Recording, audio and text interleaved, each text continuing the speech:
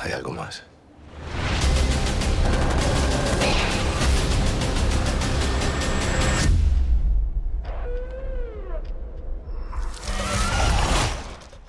So I just came from watching the Eternaut.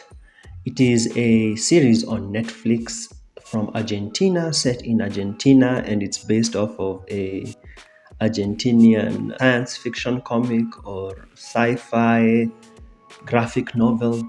I have not read it. I just went into this show blind, and I wanted to discuss this show, give you my thoughts, and also the issues that I feel this show has.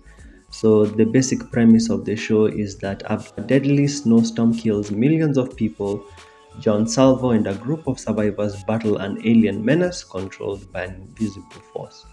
I went into this blind. I didn't know what I was about to watch. In fact, when I saw the title, Eternaut, my brain sort of registered the word astronaut. So I thought it was going to be like something astronautish.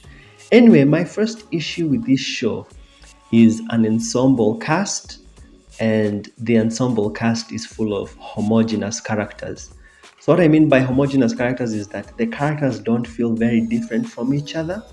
In my opinion, I wish that the story centered around a family which had like man, child, woman, something like that, a small cast, and then different personalities, different looks. But this show, the characters are mostly the core characters. They are like old dudes, old ladies, all the same age. And then when they wear their masks, it's even hard to tell them apart when they wear their masks. Sometimes I couldn't even tell who's who sometimes. There's no proper character dynamics.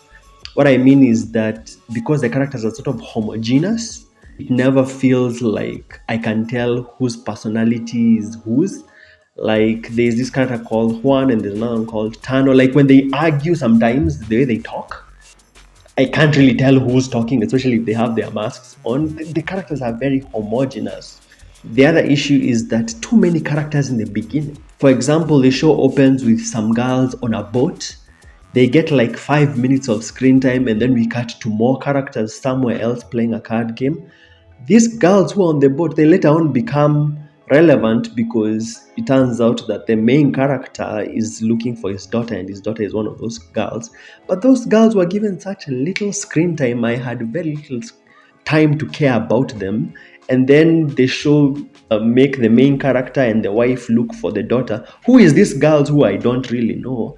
So as you can see, there are too many characters given too little time for me to care about them. Second issue is that the show's world building is a bit off.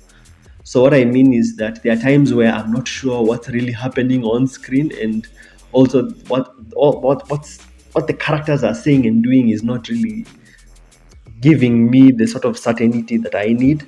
Let me give you an example. The show definitely tells you that the snow is the issue, but there are times that the characters are acting like it's not the snow, it's the air that's the issue.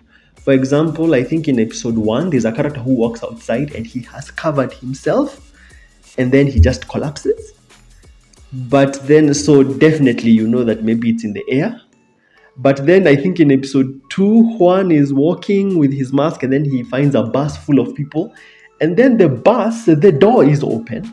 So it's not the air, it's the snow. But the other guy died while he had covered himself. As I'm telling you, it's kind of confusing to me. I'm sure someone is going to say, well, if you read the book, you'd understand it better. But I wish the show was much more consistent with showing you that it's more of the snow. It definitely wants to indicate that the snow is the issue, but there are also times that the show wants to tell you that it's also the air, or maybe it's the air and the snow. I don't know. Number 3 has to do with tonal whiplash. So what I mean by tonal whiplash is that there are times the show will be like super serious and then crack a joke, and then after cracking the joke, they are going to show you something else serious. So it feels like I'm being pinged around the entire place. A good example is there's this part where Juan and his wife go to a building looking for their daughter, and then they are told by the people who are in that building, hey, give us your mask. So he pulls out a gun and then he begins fighting off these guys. And then this one character, Gun, says, hey, where is that bald guy? And then someone else says, we are all bald here. So that was funny. It was like a joke, but they're in a serious situation.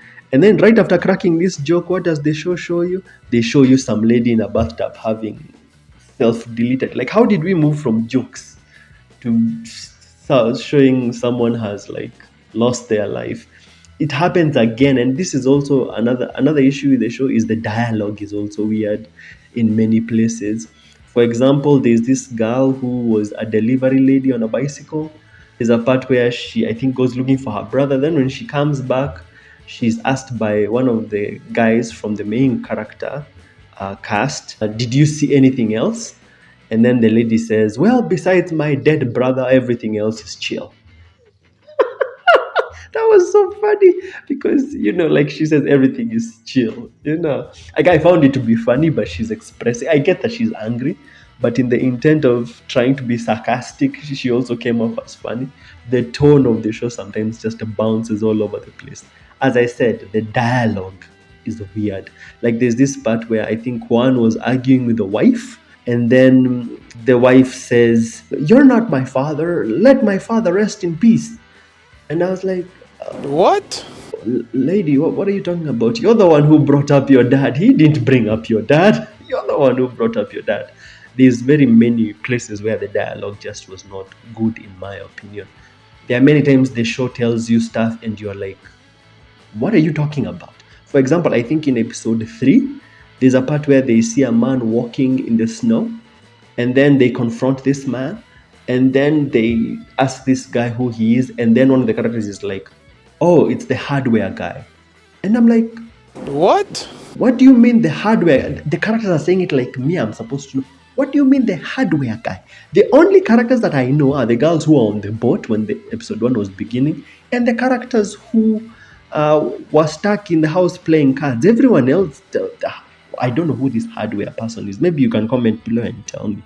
Then Juan goes to some school looking for his daughter and bumps into Pablo.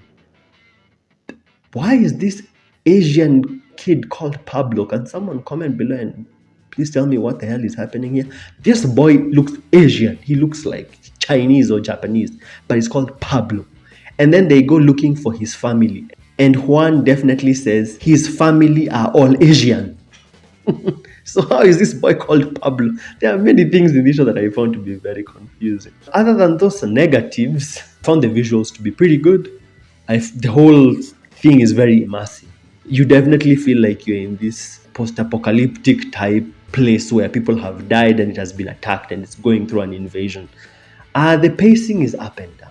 Sometimes I enjoyed the pacing, sometimes I found the pacing to be very sluggish, and then sometimes it becomes good. Out of 10, I think I'd give the whole thing a 6 out of 10, just in my opinion. I also watched it in English dub.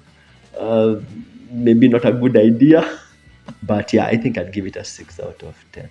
If you've enjoyed my review, make sure to smash like and subscribe. If you can explain any of the things that I'm complaining about, please make sure to comment below and tell me.